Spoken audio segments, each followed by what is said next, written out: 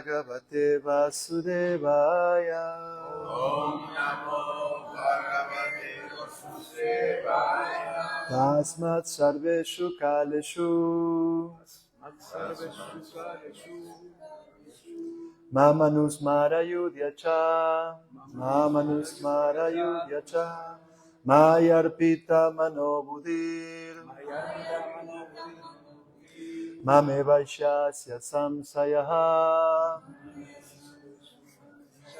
Tasmat Sarveshu Kaleshu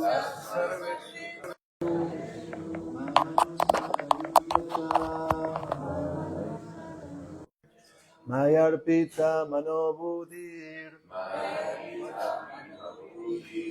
Mame Vaishyasya Samsayaha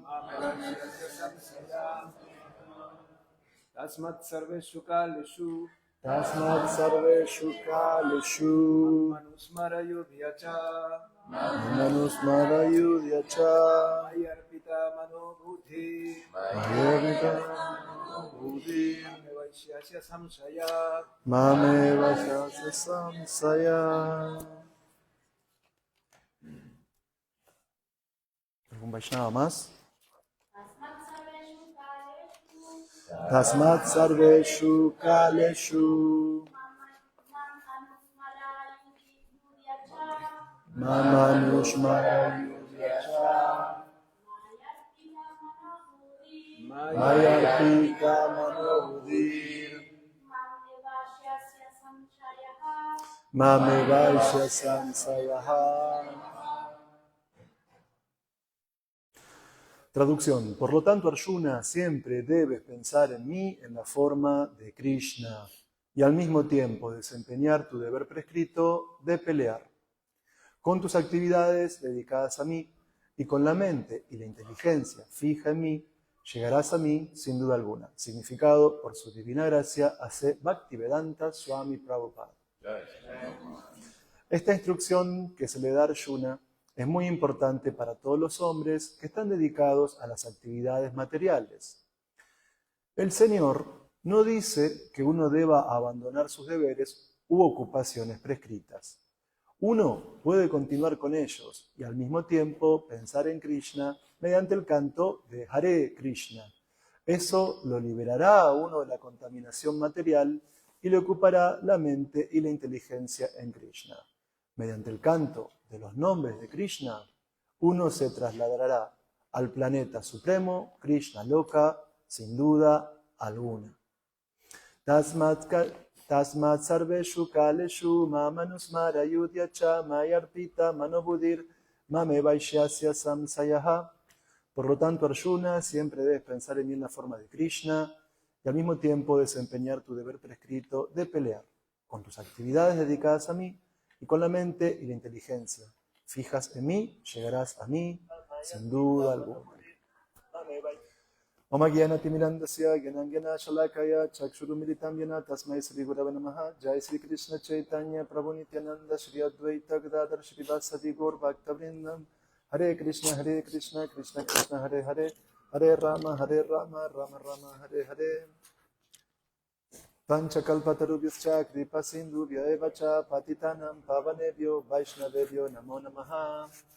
Bueno, nuevamente agradezco a todos los que están presentes en estos encuentros, obviamente a los que vienen siempre y también a los que hoy nos están visitando por primera vez.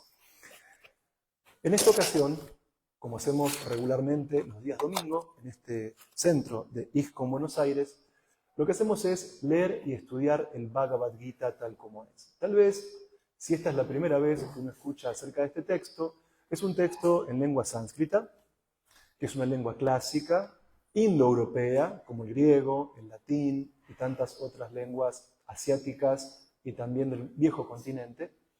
Y técnicamente el Bhagavad Gita, que tiene 700 textos y 18 capítulos, forma parte de un libro mucho más grande que es el Mahabharata. Tiene 3 niveles de diálogos: un diálogo entre un rey y su secretario, un diálogo entre un príncipe y su maestro de armas, pero el diálogo principal se da entre Krishna y Arjuna. Entonces, Técnicamente, cualquier persona que tenga algún tipo de contacto, por mínimo que sea con el Bhagavad Gita, recibe el beneficio de poder evolucionar en su conciencia, de poder despertar a un plano superior. Pero Prabhupada, el traductor y comentarista del Bhagavad Gita tal como es, explica que básicamente para entender este texto hay que tener la actitud de Arjuna. Es decir, uno puede leer el Bhagavad Gita como un libro más que hay en su biblioteca. De hecho, tengo un amigo que hace poco me mandó por WhatsApp una foto y en la base de la Antártida, de la parte argentina, está el set completo de los libros de Prabhupada. Entonces uno puede ir ahí, toma un libro de Prabhupada por curiosidad, lee. Uno puede encontrarlo en una biblioteca o de repente cursás alguna carrera terciaria o universitaria, tenés un profesor o profesora que te habla del Bhagavad Gita. Cualquier contacto que tengamos con este libro es siempre positivo y siempre es para nuestro propio crecimiento y avance. Pero técnicamente, si nosotros tenemos la actitud que tuvo aquel que escuchó originalmente el Bhagavad Gita, que es Arjuna, y si tenemos una actitud indagadora, el contacto con esta obra trascendental puede permitirnos un avance espiritual mucho más fluido, mucho más rápido. Cualquiera que tenga un contacto con el Bhagavad Gita va a lograr un avance espiritual. Pero si la actitud es la correcta, ese avance se ve potenciado, ese avance se ve acelerado. Uno tiene que ser una persona indagadora. Y Srila Prabhupada explica también específicamente al comienzo de este texto cuál es el estado de conciencia para poder tener el máximo beneficio de la lectura y el estudio del Bhagavad Gita. Él dice tener una mentalidad filosófica. Cuando uno tiene una mentalidad filosófica puede comprender mejor este texto. Y una mentalidad filosófica, en el contexto de la introducción del Bhagavad Gita, tiene que ver con plantearnos tres preguntas. ¿Quién soy? ¿De dónde vengo? ¿Y a dónde voy? Entonces, cuanto más filosófica sea nuestra mirada, mejor va a ser nuestra comprensión del Gita. Aclarando esto, cualquier contacto que tengamos con esta obra siempre es un beneficio. Pero a veces podemos obtener más beneficio, cuanto mejor es nuestra conciencia. Entonces, el punto de ser filosóficos y el punto de ser indagadores es un patrón prácticamente universal para la especie humana. De hecho, hace más de 2500 años atrás, los filósofos presocráticos, como Tales de Mileto, con su mentalidad indagadora, comenzaron a buscar un principio, una causa original, lo que técnicamente en idioma griego, que al igual que en sánscrito es lengua indoeuropea, los filósofos presocráticos como Tales, Parménides, Heráclito, Anaxímenes, Anaximandro, buscaban una arjé, una causa incausada, una fuente de todo. Y para salir geográficamente del mundo europeo e ir geográficamente al mundo asiático, en los textos sánscritos y específicamente en los Upanishads, también se da esa búsqueda de un principio cósmico supremo, lo cual técnicamente podemos denominar como una búsqueda de carácter metafísico.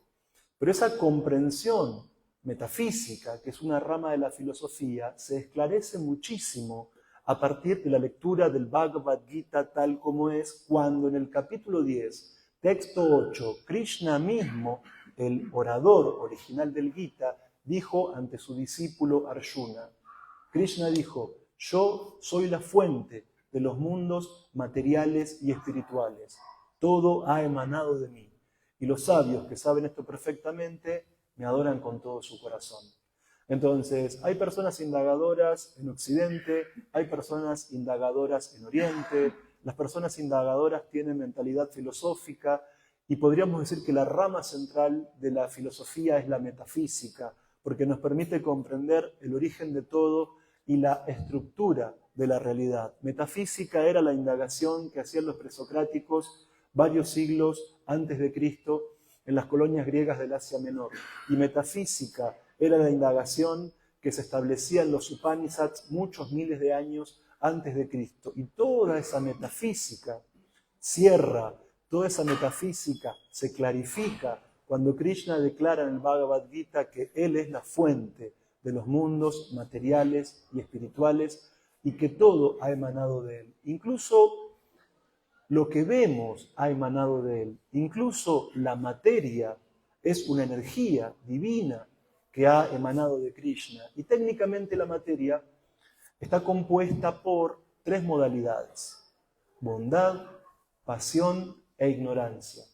Y cuando nosotros estudiamos el Bhagavad Gita tal como es, podemos ver en diferentes capítulos que todo lo que el hombre hace, todo lo que la mujer hace, todo lo que el ser humano hace, dice o produce, está atravesado por esas 3 modalidades de la naturaleza material. Nuestro modo de dormir, nuestro modo de comer, nuestro modo de trabajar, nuestro modo de hablar, nuestro modo de practicar vida espiritual. En este mundo material, que está compuesto por las 3 modalidades, todo lo que el ser humano hace también está atravesado en lenguaje técnico, condicionado por la ignorancia, por la pasión y por la bondad.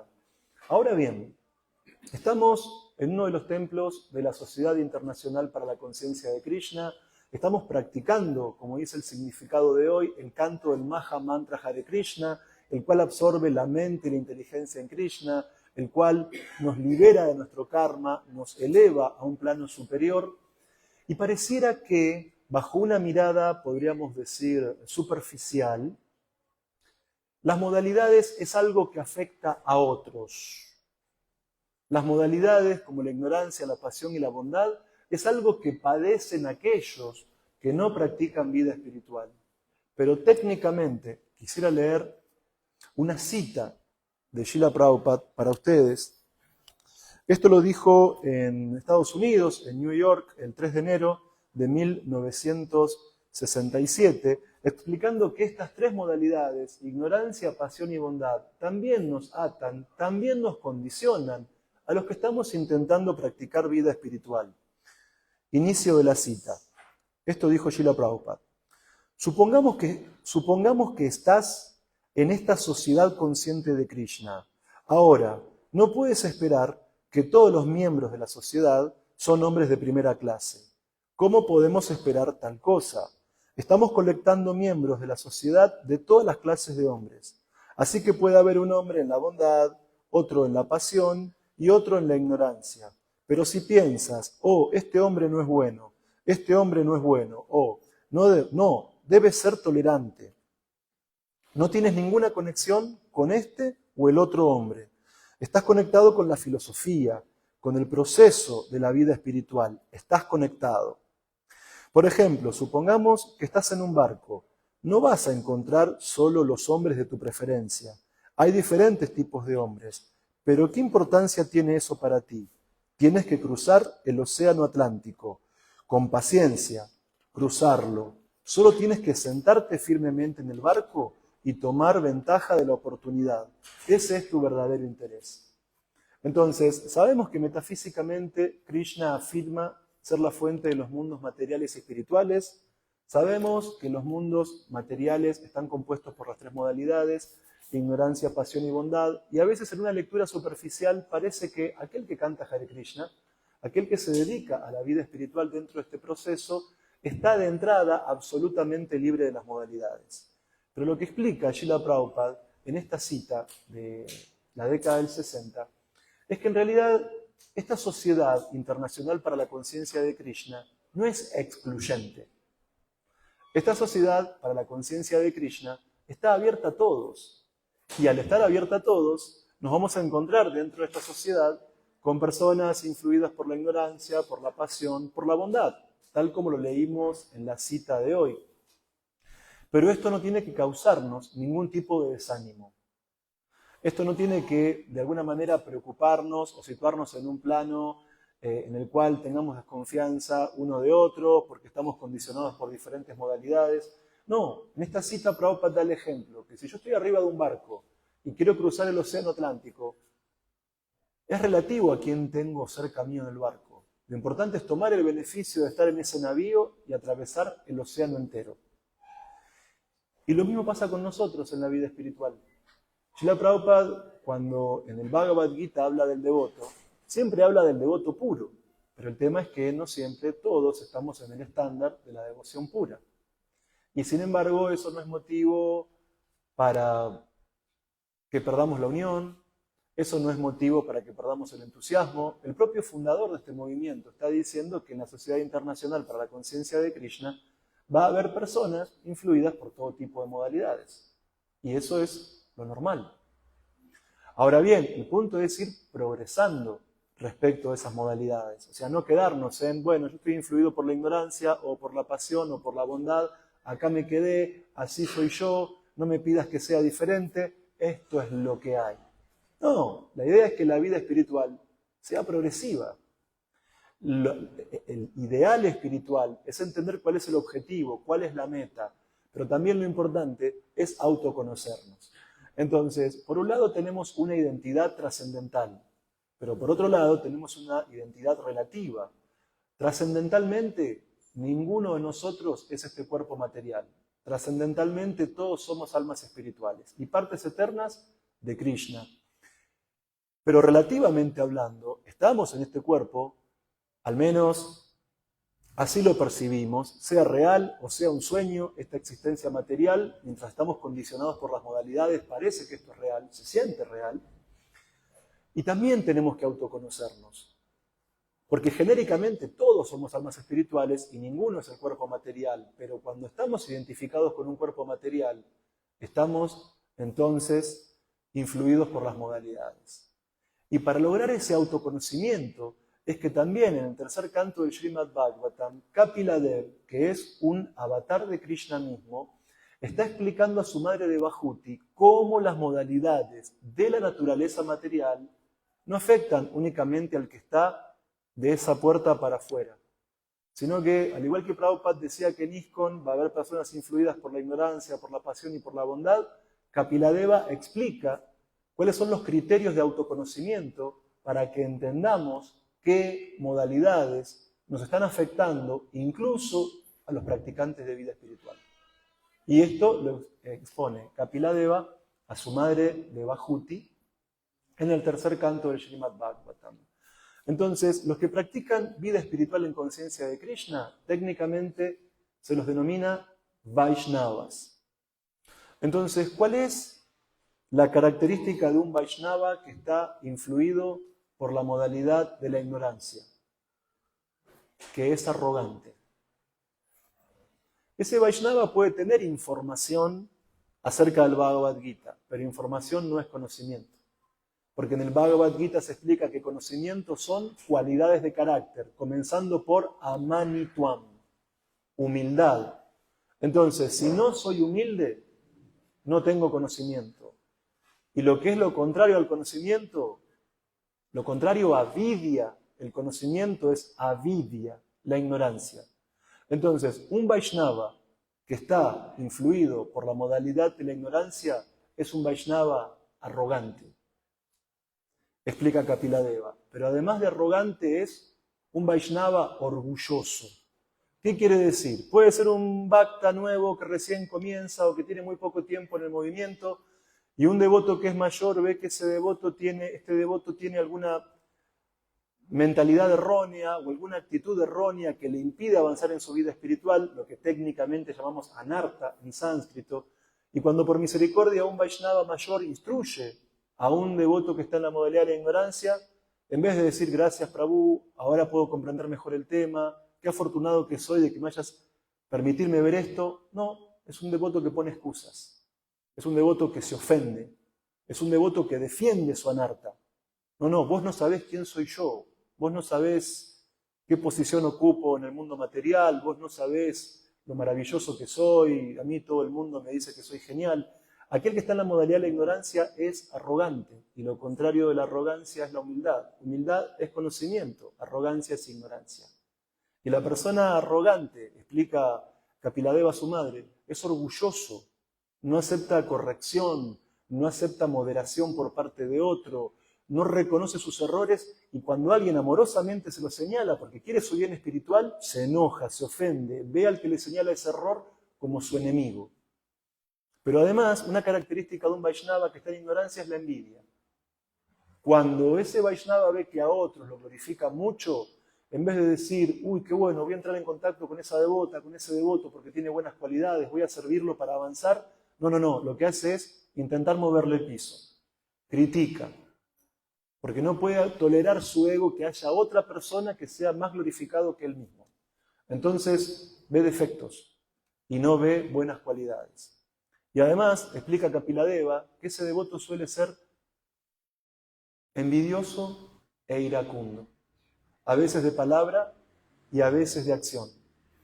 Pero otra característica que también tiene el Vaishnava, que está situado en la modalidad de la ignorancia, es que es, según Kapiladeva, separatista. Y ser separatista implica, filosóficamente hablando, que el deseo del practicante de vida espiritual es diferente del deseo de la Suprema Personalidad de Dios. Básicamente, un Vaishnava separatista adora al Señor Supremo buscando su propio beneficio. ¿Y qué es lo que pasa cuando una persona con esa mentalidad tan básica no obtiene lo que está buscando en su vida espiritual? Se frustra y muchas veces abandona, pierde su entusiasmo, porque ve a Dios como al muchacho del delivery, que le mandas un mensaje y querés que automáticamente te traiga el pedido. Eso es mentalidad separatista, técnicamente hablando, dentro del marco teórico del tercer canto del Srimad Bhagavatam. Entonces, un devoto que está en ignorancia es arrogante, se cree el mejor de todos, no acepta correcciones, defiende sus malas cualidades, se enoja con aquel que quiere enseñarle, se mantiene fijo en su modo de ser sin evolución, se queda en lo que se llama en el lenguaje contemporáneo su zona de confort, no se autoexamina. Le cuesta el crecimiento espiritual, pero además, cuando ve que otros son avanzados, se enoja. Encima de eso, y además es separatista. Quiere que la Suprema Personalidad de Dios le complazca todos sus caprichos. Y ahí Dios es bueno. Si no, Dios no me escucha, Dios es malo o Dios no existe. Bien, ¿cómo autoconocernos en una modalidad un poco más avanzada? Kapiladeva explica de Bhajuti las características que tiene el Vaishnava en la modalidad de la pasión. El que está en pasión comparte con el que está en ignorancia la tendencia de ser separatista. O sea, adora a la Suprema Personalidad de Dios a cambio de algo. Y acá es muy interesante un ejemplo que hay en el séptimo canto del Srimad Bhagavatam. Había habido un conflicto, ¿sí? una controversia negativa entre alguien llamado Hiranyakashipu y un avatar de la Suprema Personalidad de Dios llamado Nrsimhadev. De hecho, dentro de poco tenemos el Nrsimha Chaturdasi. Había habido un conflicto ahí, un tanto ríspido. Entonces, el punto es que en un momento el señor Nrsimhadev quiere bendecir a Prahlad Maharaj, que es el hijo de Hiranyakashipu. Y cuando yo leí ese canto del Bhagavatam, fue algo esclarecedor. Prahlad Maharaj le dice a Nrsimhadev, cuando el Señor Supremo lo quería bendecir, ¿vos pensás que yo soy un mercader? ¿Vos pensás que yo te estaba sirviendo con algún propósito material para obtener un beneficio de tu parte? No, imposible. Entonces, eso es todo lo contrario al devoto que está en la modalidad de la pasión. Pero claro, como Prahlad Maharaj vio la mentalidad de Nrsimhadev, que realmente quería bendecirlo, entonces Prahlad le dijo, bueno, si me querés bendecir, dice, dale la misericordia a mi padre, con el que ya había tenido un conflicto Nrsimhadev. No le pidió nada para él. Si me querés dar algo, porque veo que tenés ganas de darme algo, protegé a mi padre, bendecí a mi padre. Yo para mí no te pido nada, no soy un mercader, no te sirvo a cambio de que me cumplas un propósito material. En cambio, el Vaishnava, que está en la modalidad de la pasión, al igual que el que está en ignorancia, es separatista y se ocupa en su práctica espiritual buscando una recompensa material. Y técnicamente, explica Kapiladeva de Bhajuti, que los devotos que tenemos influencia de la pasión, podemos ser regulados, podemos ser incluso yástricos, pero la intención que nos mueve en todo lo que hacemos es que los demás nos glorifiquen. Que los demás nos digan, pero qué avanzado que sos, pero qué avanzada que sos, pero qué erudito, qué austero, qué regulado. Sí, el que está en pasión puede ser técnicamente una persona estricta en su vida espiritual, pero ¿qué está buscando? Fama. ¿Qué está buscando el que está en pasión? Prestigio. Y también, ¿qué está buscando el que está en pasión? Se explica en el tercer canto del Bhagavatam. Prosperidad material. Lo contrario de esto es el estado de conciencia que manifestó Chaitanya Mahaprabhu en el Sikshastaka. Pero de eso vamos a hablar en unos minutos.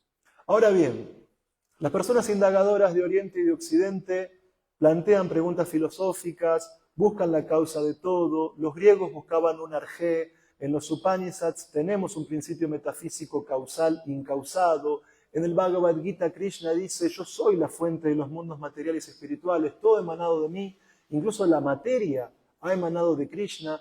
La materia tiene 3 modalidades y cuando las almas entramos en contacto con estos cuerpos, quedamos condicionadas por las modalidades. Y no solamente el que no practica vida espiritual, el que la practica también.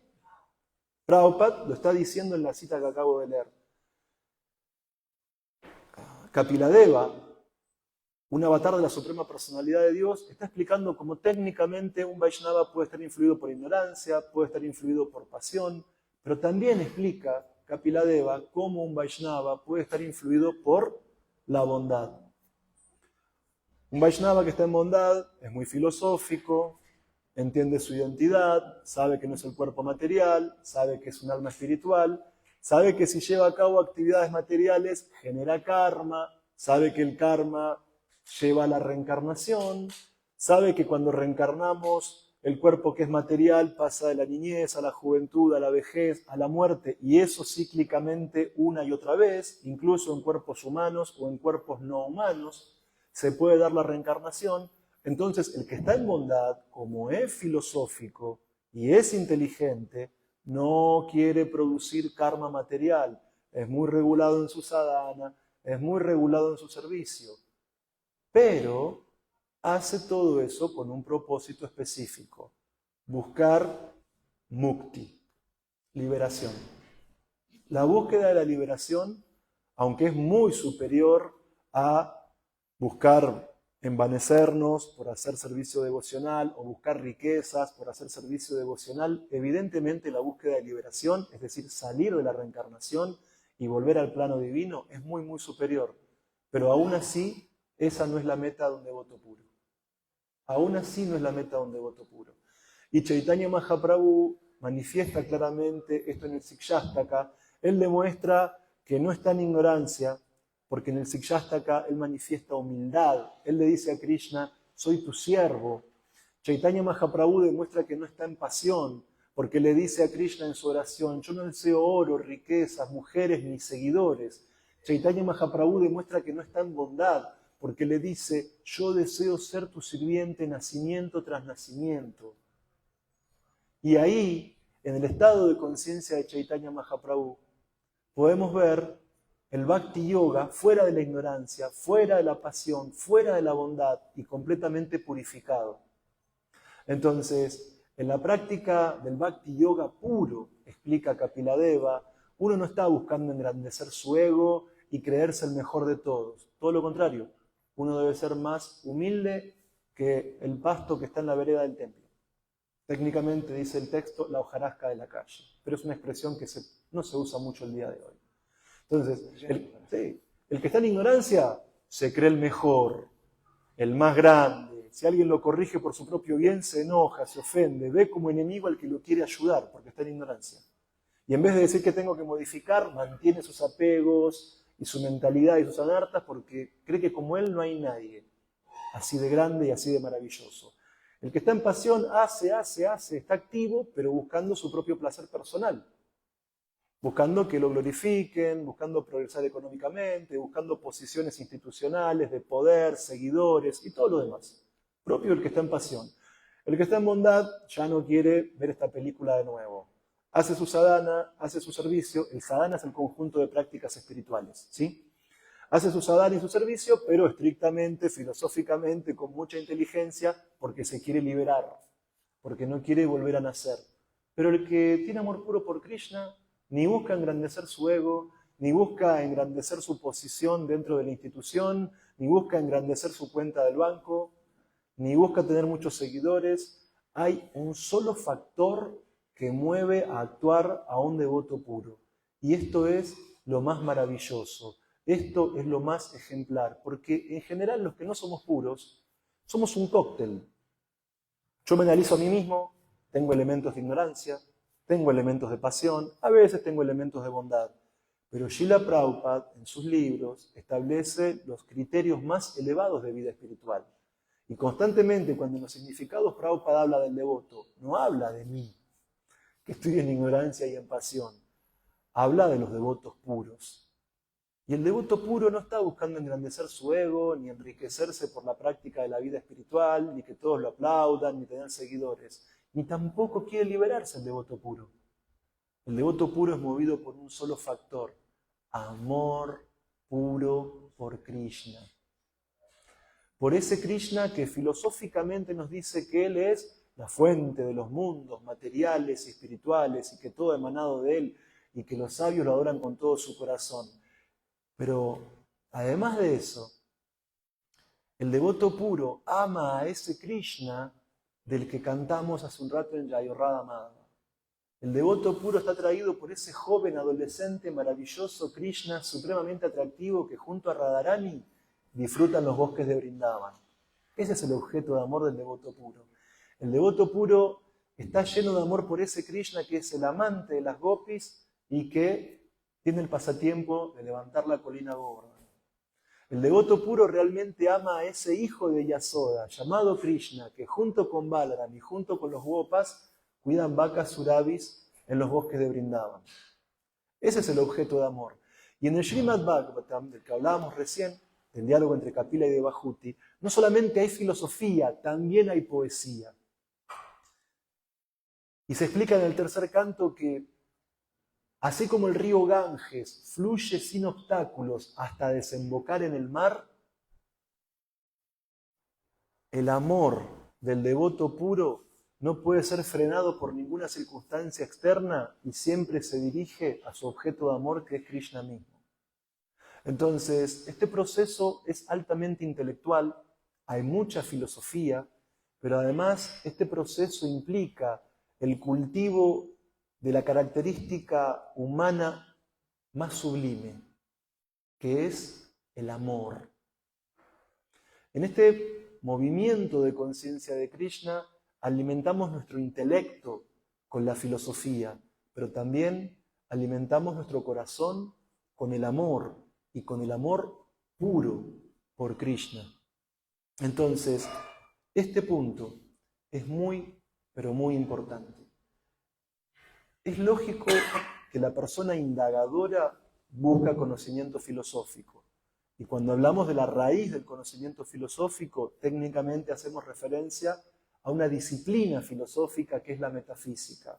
Vimos que al comienzo de la historia de la filosofía occidental, con los presocráticos de Tales en adelante, esos filósofos estaban buscando la causa de todo. De hecho, un filólogo alemán, Werner Jäger, se refiere al periodo presocrático como a un periodo de filosofía teológica. ¿Por qué? Porque al buscar la causa de todo, los primeros filósofos estaban buscando a Dios. Y Dios mismo en el Bhagavad Gita nos da un conocimiento filosófico y metafísico perfecto al enunciar que Él es la causa de los mundos materiales y espirituales. Y en la medida que nos acercamos al estudio de esta filosofía con conocimiento y con devoción, vamos a poder progresar muchísimo en nuestra vida espiritual. Entonces, a veces hay una comprensión de la vida espiritual que es muy básica, que es muy fundamental, que está basada en el sentimentalismo. Pero como dijimos previamente, cuando en el Bhagavad Gita Krishna dice que Él lanza una mirada a la prakriti, a la naturaleza material, y Él la fecunda con las almas espirituales, y cuando todas nosotras, las almas, ingresamos en los cuerpos, que son materiales y temporales, ahí sattva, rayas y tamas, bondad, pasión e ignorancia, se hacen una fiesta con nosotros. ¿Por qué? Porque nuestro modo de pensar, nuestro modo de percibirnos, nuestro modo de trabajar, nuestro modo de comer, de adorar, de hacer austeridades, todo lo que básicamente hace un ser humano en este mundo, todo está atravesado por las modalidades. Tanto para el que es materialista, como también para el que es espiritualista. Y vimos cómo este conocimiento es importante no para cuestionar o criticar o señalar despectivamente a otro. Este conocimiento de cómo la ignorancia, la pasión y la bondad nos condiciona a los practicantes de Bhakti Yoga es básicamente para lograr un autodiagnóstico. No es para que comencemos a separarnos, a criticarnos, a decir yo con este no me relaciono o con este otro no me relaciono. No, Prabhupada dice que si estamos en el Océano Atlántico y estamos en un barco, lo importante es no tanto fijarnos quién tenemos alrededor, sino sentarnos firmemente en el barco y llegar a nuestro destino. Y eso es lo mismo que tenemos que hacer nosotros. Es decir, este movimiento no excluye a nadie. Prabhupada construyó una casa en la que puede vivir el mundo entero. Y si yo tengo influencia de la ignorancia, puedo ser un miembro de ISKCON. Y si yo tengo influencia de la pasión, puedo ser un miembro de ISKCON.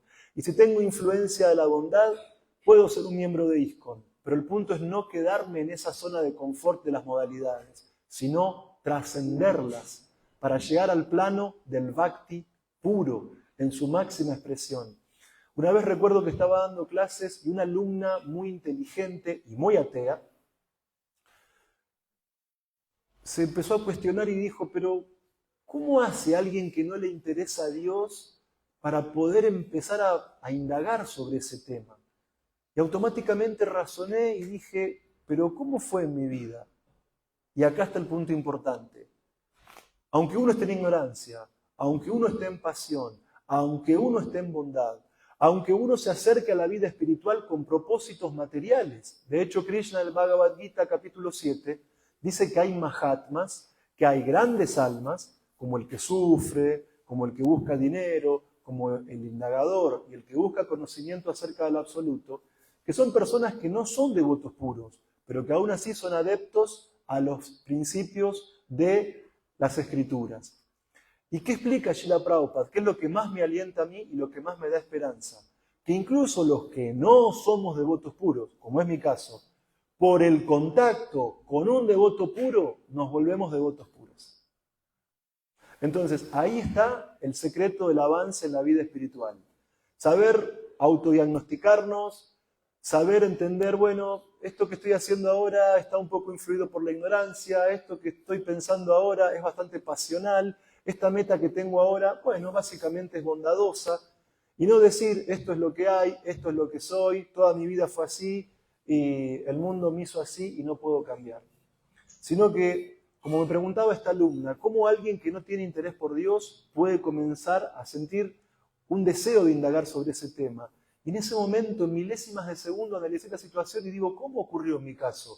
Por el contacto con un devoto puro.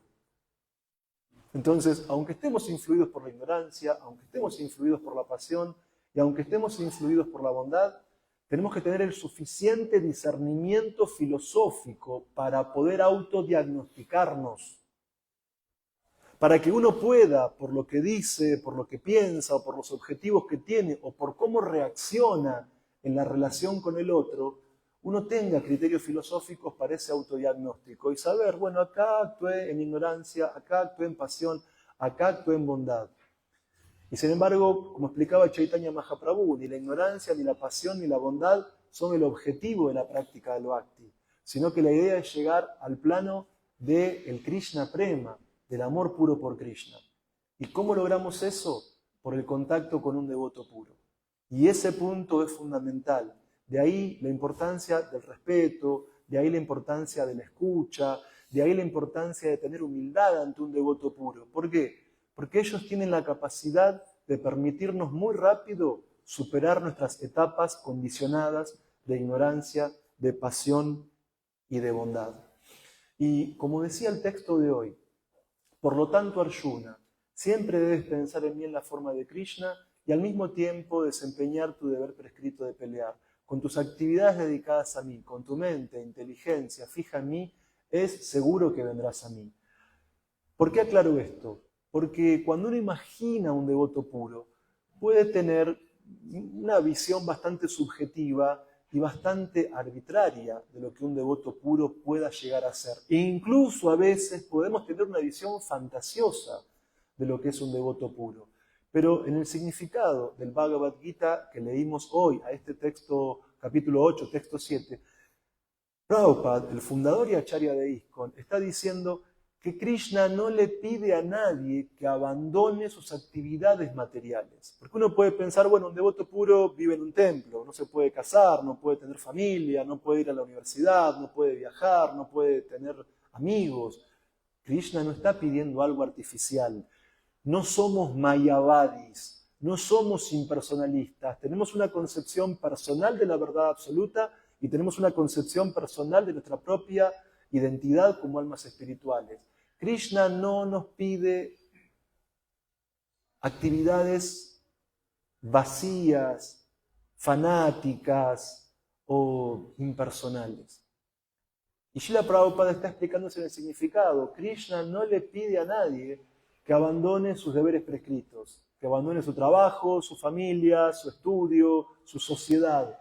Lo que está específicamente planteando Krishna es: pensá siempre en mí.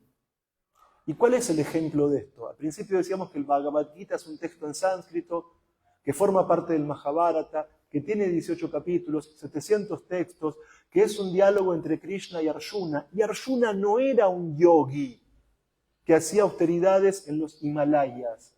Arjuna era un guerrero. ¿Y Krishna qué le estaba pidiendo? Cumplí con tu deber. Entonces, una madre puede practicar vida espiritual, un padre puede practicar vida espiritual, un abogado puede practicar vida espiritual, un profesor puede practicar vida espiritual, alguien que maneja un Uber puede practicar vida espiritual, un estudiante puede practicar vida espiritual. Krishna no nos pide que abandonemos nuestros deberes prescritos. Krishna no nos pide que abandonemos nuestras cualidades de trabajo, pero ¿qué sí nos pide? Que en todo lo que hagamos, tal como lo muestran los devotos puros, siempre tengamos la mente y la inteligencia absorta en Krishna. Y el ejemplo es Srila Prabhupada. Srila Prabhupada no fue siempre un monje. Él se casó, formó una familia, previamente estudió en la universidad, tuvo hijos, tuvo sus emprendimientos, sus comercios, sus empresas, sus viajes, pero nunca olvidó a Krishna. Y ese es el ejemplo. Cada vez que Srila Prabhupada estaba en la India, intentaba hacer coincidir sus viajes de trabajo con ir a visitar a su maestro espiritual, si estaba en algún lugar dando clases o dando su presencia, lo que técnicamente llamamos darshan. Entonces, este punto es muy importante. Krishna es el origen de todo, también de la materia. En la materia hay 3 modalidades. ¿Le afecta al materialista esas modalidades? Sí. ¿Nos afecta a los espiritualistas neófitos? También. Pero el objetivo es trascender. ¿Y cómo trascendemos? Por el contacto con un devoto puro. Y el devoto puro, Srila Prabhupada, nos está diciendo en el Bhagavad Gita, en el significado del texto 7 del capítulo 8, que Krishna no nos pide que abandonemos ningún tipo de actividad. Pero ¿qué nos pide Krishna? Un estado de conciencia, un tipo de absorción específico de la mente y la inteligencia en Él. Y esto es algo práctico. El significado mismo lo explica. ¿Cómo absorbemos la mente y la inteligencia en Krishna? Mediante el canto del Mahamantra. Hare Krishna, Krishna Krishna, Hare Hare, Hare Rama, Rama Rama, Hare Hare.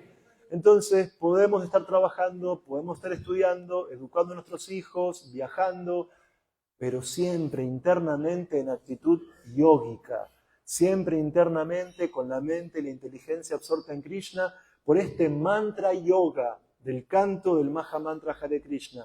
¿Y cuál es el primer efecto? Que nuestra capacidad de pensar, sentir, desear y discernir, nuestra mente e inteligencia por la meditación diaria del Mahamantra Hare Krishna, va a estar siempre absorta en Krishna. Hagamos lo que hagamos. Krishna va a ser el fundamento de nuestra vida. Va a ser el medio de nuestra vida y también la meta de nuestra vida. Cuando nuestra mente y nuestra inteligencia está en trance yógico de meditación, y no únicamente en el templo o en un ashram o en los Himalayas, sino en cualquier actividad que ejecutemos. Podemos ser bhakti yogis absorbiendo la mente y la inteligencia al meditar en el Mahamantra Hare Krishna. ¿Y cuál es el segundo efecto que explica el significado de hoy? Además de la absorción psíquica e intelectual en la divinidad suprema, que ese canto de Hare Krishna corta el ciclo del nacimiento y la muerte. Porque nos permite comprender que estamos más allá de los sentidos, más allá de la mente, de la inteligencia, del ego, que somos almas puras y que somos partes de la divinidad. Y que el sentido de la vida es restablecer nuestra relación eterna y amorosa con Krishna. Entonces, además de absorber la mente y la inteligencia en Krishna, el canto del Mahamantra Hare Krishna corta las ataduras. Es un canto de liberación.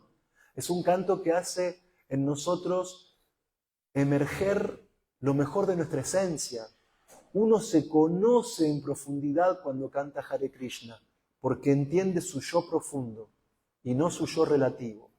Entonces, finalmente, ese canto, además de liberarnos del karma, ese canto tiene la capacidad de cortar el samsara, cortar el ciclo del nacimiento y la muerte y permitirnos volver al plano trascendental, al plano divino. Y aunque esa no es la meta del tipo de Vaishnava más elevado del que hablamos hoy, es también ese canto, el Mahamantra Hare Krishna, cuando llega a su estado óptimo, el que despierta sí el objetivo supremo de nuestra práctica del Bhakti Yoga, que es el amor puro y trascendental por Krishna. Hare Krishna, muchas gracias. Todas las glorias a Srila Prabhupada y a los devotos reunidos. Aum Tat Sat. Bien, agradezco a todos los presentes habituales de nuestro Templo de Disco en Buenos Aires y agradezco también a los que vienen por primera vez. Tenemos un espacio de preguntas hasta 6:15. Bien, preguntas, críticas, comentarios, es todo bienvenido. Sí. ¿Qué significa? Bien, Hare Krishna es una expresión en sánscrito. Hare se refiere a la potencia interna de Krishna, la energía dadora de placer de Krishna que está personificada en la forma de Srimati Radharani, que es la eterna consorte de Krishna, y Krishna, Srila Prabhupada solía traducirlo como el supremamente atractivo, técnicamente la suprema personalidad de Dios, técnicamente el aspecto más elevado de la verdad absoluta, el aspecto personal de la divinidad, y cuando cantamos Hare Krishna, estamos meditando, absorbiendo nuestra mente, nuestra inteligencia, todo nuestro ser, tanto en Radha como en Krishna. Y Rama, sí que es la tercera palabra del mantra, tiene múltiples significados. Uno de ellos se refiere a Balaram, que es el hermano de Krishna y que es la fuente de toda la fuerza espiritual que nos permite avanzar en el Bhakti Yoga. Buena pregunta. Bien, ¿algún punto más? Sí, primero allá y después acá. Acá. Sí. ¿Quién te da la distinción de llegar a esa pureza, ser un devoto puro? ¿Eso te lo da alguien? ¿Es algo que se autorreconoce uno cuando llega a cierto estado? Bien. ¿O eso habla de estar un poco en la modalidad de la pasión, de la ignorancia? Como me creo ya que soy puro. ¿Te puedo decir algo? ¿Te puedo decir algo? Entendiste todo. Perfecto. Una capacidad de atención impresionante, pero lo entendiste, lo procesaste y bien. Entonces, ¿cómo es tu nombre? Leo. Leo, excelente. Excelente pregunta. Primero, un devoto puro tiene una cualidad muy importante que es la humildad. Y jamás va a ir chapeando por ahí, soy devoto puro. O sea, el que chapea con eso, ponele la firma que no lo es. Dudá, desconfiá, que se te prendan todas las luces rojas de alarma ahí, porque el que se vende como devoto puro, seguramente que no lo es. Entonces, un devoto puro, en primer lugar, nunca se ve como devoto puro. Por esta cualidad que es amanituam, que es la humildad. ¿Sí? Ahora, una vez escuché a un gurú decir en una clase que un devoto puro reconoce a otro devoto puro. Entonces, ya cuando uno está en ese nivel avanzado, ¿sí? Puede reconocer a otro que está en ese nivel. Y técnicamente, ¿cómo podemos reconocer a un devoto puro? Los que todavía no somos devotos puros. Por cualidades que explican los textos como el Bhagavad Gita, el Srimad Bhagavatam y el Chaitanya Charitamrita. ¿Viste como así los médicos tienen como, por ejemplo, ciertas series de ítems que te permiten diagnosticar cierta enfermedad u otra? Bueno, las Shastras nos dan criterios de autoevaluación que nos permiten comprender, incluso si no somos devotos puros, quién es un devoto puro. Y para responder esa pregunta, Leo, excelente, voy a leer rápidamente las características de un devoto puro, que encontré en las Shastras, específicamente en el tercer canto del Srimad Bhagavatam. No está ni en ignorancia, ni en pasión, ni en bondad, es trascendental. Se encuentra más allá de las modalidades de la naturaleza material. Sirve a Dios sin causa material. No busca ningún beneficio egoísta. No persigue beneficio ni material ni espiritual. No busca satisfacer ningún deseo material. Su servicio devocional está destinado exclusivamente al placer de la suprema personalidad de Dios y de sus devotos. Sirve a Dios las 24 horas del día, sin interrupción. Organiza su vida ocupando cada minuto en servicio devocional. Sus intereses y los del Señor Supremo están en el mismo plano. Solo le interesa satisfacer el deseo del Señor Supremo. Está atraído a escuchar el nombre y las cualidades de Dios. Y el principio básico de su servicio es exclusivamente un amor que es espontáneo, trascendental y puro. Y además no pone excusas, porque no hay ningún tipo de obstáculo que pueda frenar su servicio. Y hay más cualidades, hay más características. Estas son básicas. ¿Sí? Allá. ¿Cómo le explicaría a una persona simple la palabra y la significancia del bhakti, ¿no? Es algo, un amor primero espontáneo, que no es ascendente del sujeto hacia el supremo, sino que es descendente. Y lo segundo es el momento de dificultad del cuerpo. Respondo la pregunta, la primera, porque me voy a olvidar después. No, es que es conducente uno al otro. Cuando nuestro cuerpo, nuestro kshetra está en condición extrema, es cuando el bhakti se pone más a prueba. Como por ejemplo una enfermedad, una perturbación. Claro. Bueno, primero, respuesta rápida de la última clase que escuché de Prabhu Premarupa, acá, en Buenos Aires. Él decía que, y es yástrico eso que él dijo, que el nivel de avance de una persona se ve en los momentos de provocación. Porque acá, cuando estás con el doti y la curta puesto y preparaste la clase y todos te aplauden, es fácil hablar bien y parecer que uno es un Vaishnava avanzado. Pero ¿cuándo se ve si uno es avanzado o no? En los momentos de dificultades, que es exactamente lo que vos decías. Las dificultades son como una especie de test que demuestra cuán avanzado soy. Si ante una dificultad me enojo con otra persona, me enojo con Dios y todo lo demás, bueno, eso demuestra que no soy muy avanzado. ¿Sí? Entonces, sí, las dificultades nos permiten autoconocernos. ¿Sí? Ya llegó Ornitai. Después, a ver si entendí bien la pregunta, ¿cómo explicamos a otros básicamente el tema del bhakti? Bueno, habría muchísimas respuestas, pero orientado a la forma en que escuché la pregunta, el bhakti es un proceso que tiene dos pilares fundamentales. Si falta uno de esos pilares, no hay auténtico bhakti. El bhakti se apoya en el conocimiento filosófico trascendental de las yastras, de los textos sagrados. Porque Srila Prabhupada decía, citando a Rupa Goswami, que cuando en la práctica del bhakti no hay conocimiento védico, eso es sentimentalismo o es fanatismo. Y Rupa Goswami decía que el bhakti, sin el conocimiento de las yastras, es una forma de perturbación social. Entonces, número uno, el bhakti es un proceso que requiere un cultivo serio, filosófico y profundo de conocimiento trascendental, el Bhagavad Gita, el Srimad Bhagavatam, el Chaitanya Charitamrita, etc. Pero tampoco es conocimiento teórico. El otro pilar del bhakti es la devoción, es la puesta en práctica de ese conocimiento mediante 9 procesos que comienzan por oír, cantar y recordar acerca del nombre, la forma, las cualidades y los pasatiempos de Krishna.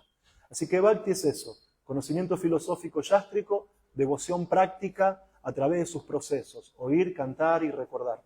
Y específicamente ese bhakti se potencia, crece, se desarrolla cuando estamos en contacto con devotos puros.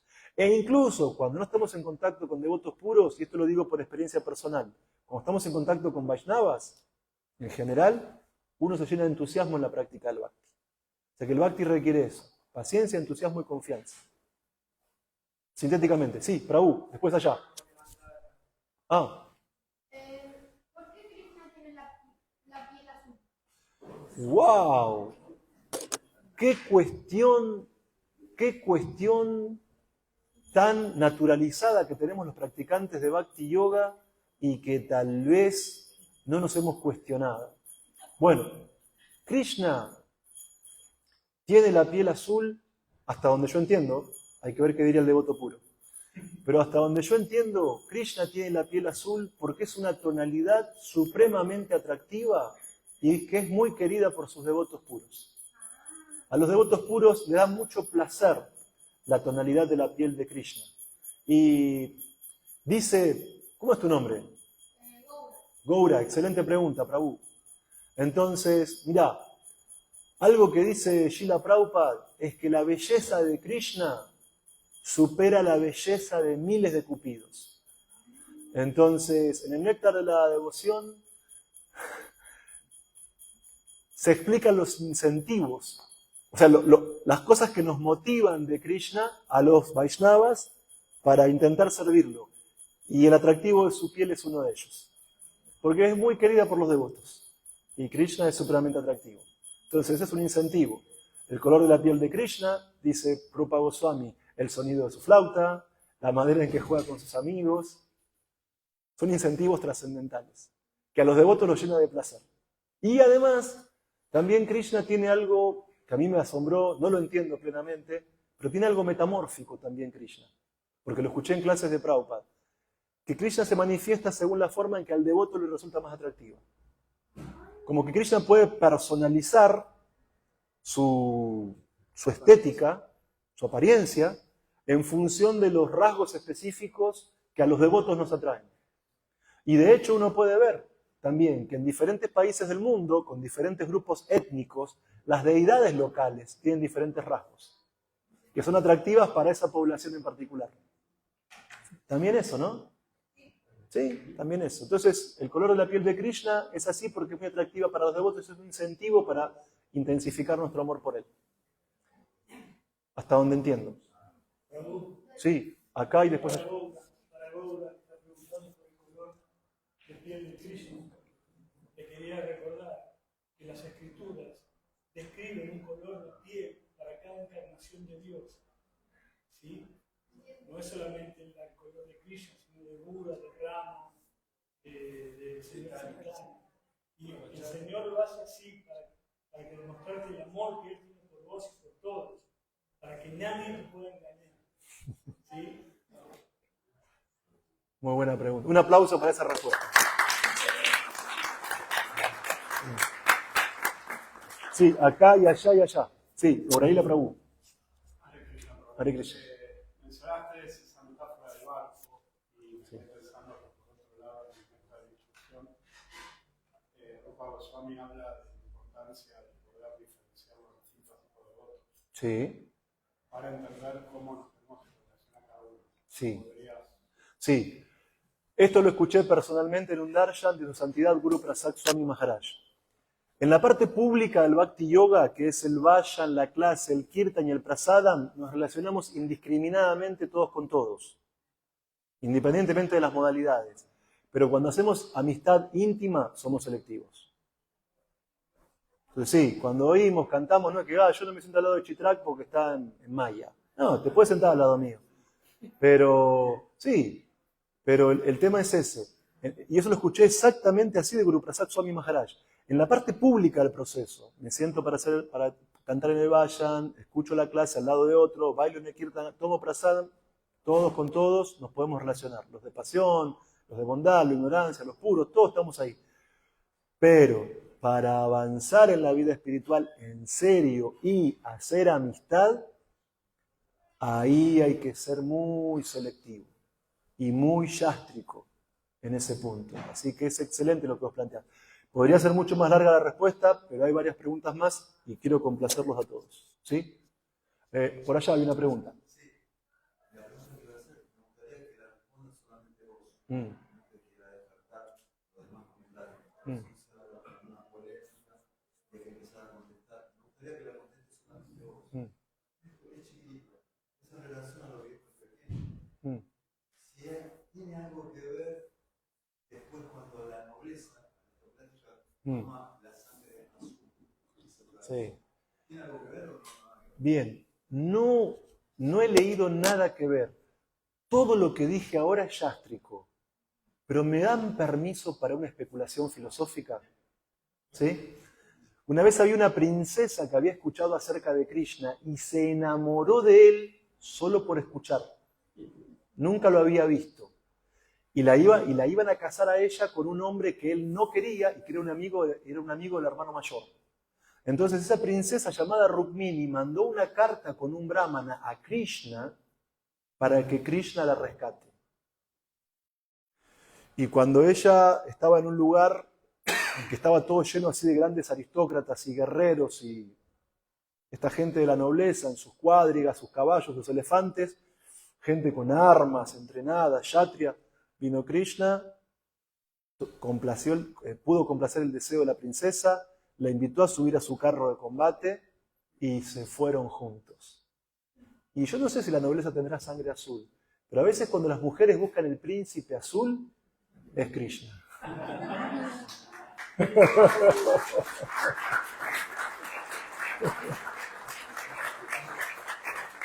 Pero es una especulación filosófica, nunca lo leí en la Shastra, pero es mi especulación, ¿sí?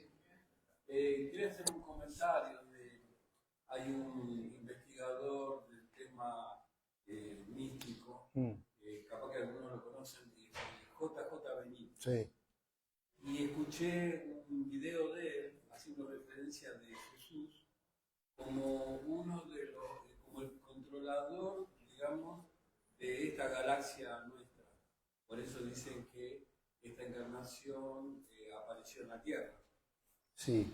Bueno, y mismo J.J. Benítez en un momento dice, y porque el Padre Azul tiene, así como Jesús, tiene millones de sirvientes de ese nivel, que cada uno regentea, es regente de una galaxia en específico. Y como hay millones de galaxias, cada uno está manejando, ayudando al Padre Azul a controlar el universo entero, ¿no? Bien. Entonces es muy interesante, tengo que seguir investigando porque él está nombrando muy seguido el Padre Azul. Bien, es muy interesante lo que plantea Odra Prabhu, pero yo tengo una política en mis clases. No hablar de lo que no sé. Así que, claro, así que realmente... Claro, así que realmente es interesante lo que plantea, pero no estoy capacitado para responder eso porque no soy especialista en ese tipo de autor. Un comentario de algo que escuché y me llamó mucho la atención. Bien, lo que daría a entender como que hay puentes entre nuestras filosofías y otras formas de pensar. Sí, acá, Multinato. Sí.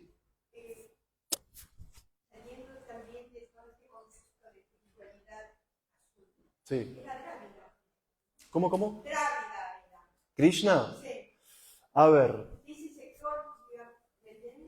Sí, respondo rápido. Históricamente hay diferentes teorías sobre ese tema que dice que la población originaria de India eran drávidas, pero que sobre los drávidas cayeron los indoeuropeos.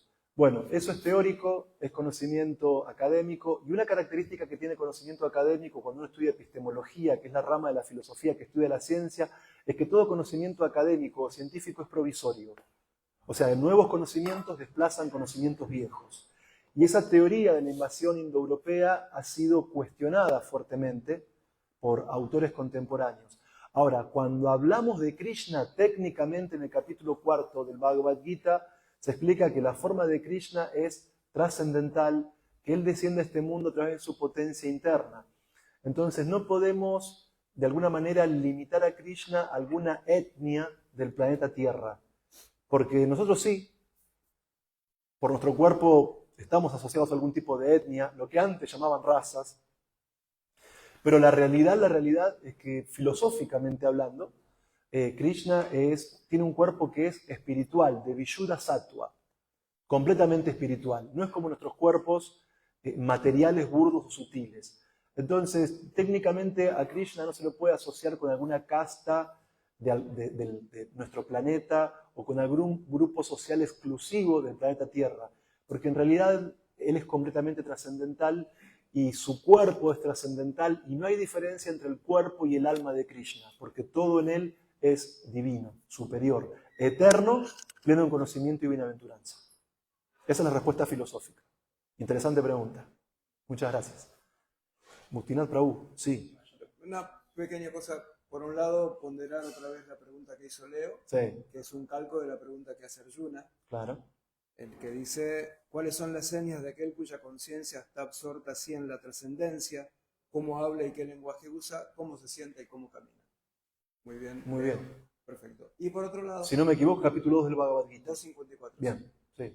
Por otro lado, vos mencionaste desde el principio, y lo mencionaste varias veces, el verso Aham Sarvasya Prabhavo, yo soy la fuente de todos los mundos materiales y espirituales, todo emana de mí. Lo cual, desde el punto de vista teológico, nos marca toda una cuestión ahí muy importante, que nosotros somos emanacionistas y no creacionistas. Totalmente. ¿Podrías explicar eso para...? Sí, lo voy a explicar muy sintéticamente porque es excelente la pregunta, pero es muy larga la respuesta. La concepción creacionista en el plano teológico pertenece a las religiones abrámicas, judíos, católicos y musulmanes. Básicamente, la teología católica medieval habla de la creatio ex nihilo, que en un determinado periodo solo existía Dios y que Dios a partir de la nada creó al mundo en diferentes fases y también al hombre y del hombre a la mujer. Dios creó al hombre en cuerpo y alma a su imagen y semejanza. Entonces, esto abre para mucho. Número uno, para los católicos, el alma es creada. Tiene principio, pero no tiene fin. Para la filosofía Vaishnava, el alma es, al igual que Krishna, y al igual que la naturaleza, y al igual que el tiempo, es eterna. Krishna dice, nunca hubo un tiempo en que yo no existiera, ni tú ni todos estos reyes. Y ahí tenemos una primera diferencia. Religiones abrámicas, alma creada. Religión indoeuropea o dharma védico, alma increada, alma eterna. Religiones abrámicas, creación desde la nada. Dharma védico, eternidad de todo, como Dios, como la materia, como las almas y el tiempo. En nuestro caso no hay una creación a partir de la nada, en nuestro caso hay procesos de manifestación y retrotracción de la materia a partir de la forma de Vishnu, que es un avatar del avatar del avatar del avatar de la expansión de Krishna. Es largo. Entonces la materia, no hubo un tiempo en que no existiera. También la materia es eterna, la Prakriti también es eterna, pero a veces está dentro del cuerpo de Vishnu en estado inmanifiesto. Y pasado un cierto lapso de millones de años que describe Narada Muni en el primer canto del Bhagavatam, cuando habla con Vyasa, la materia vuelve a emanar, a expandirse. Pero no es que en un momento Dios tocó con una varita mágica algo y de la nada sacó algo. O sea, siempre existió la materia, solo que a veces está manifiesta y a veces está inmanifiesta. Y esa manifestación y no manifestación responde a parámetros de tiempos cíclicos, según las Shastras. Y en el tercer canto del Bhagavatam, en el capítulo de cálculo del tiempo a partir del átomo, es un néctar ese capítulo, se explican esos ciclos. ¿Cuánto dura el universo? ¿Cuánto dura la vida de Brahma? O sea, están todos hasta hay una categoría védica, que no recuerdo el nombre, que es el tiempo que se calcula entre el abrir y el pestañear. ¿Sí? Y después se empiezan a multiplicar matemáticamente hasta poder explicar las yugas, el día de Brahma, la noche de Brahma y la duración del universo. Que es cíclico, que no es creado, que es eterno como materia, pero a veces manifiesto o inmanifiesto como mundo material. Los componentes siempre están. La forma a veces está presente y a veces no. Es mucho más largo, pero tenemos el Kirtan. Gracias. Hare Krishna, Aum Tat Sat, todas las glorias a Srila Prabhupada, todas las glorias a los devotos reunidos.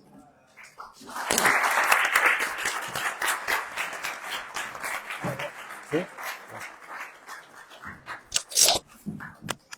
Hare Krishna, le damos un nuevo fuerte aplauso.